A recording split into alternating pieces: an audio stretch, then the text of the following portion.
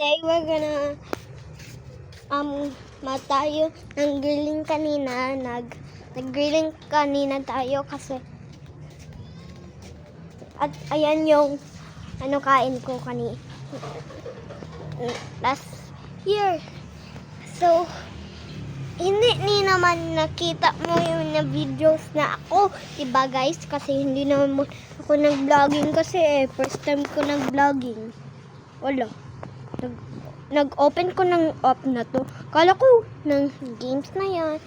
Ay, kala ko YouTube, ganyan, TikTok.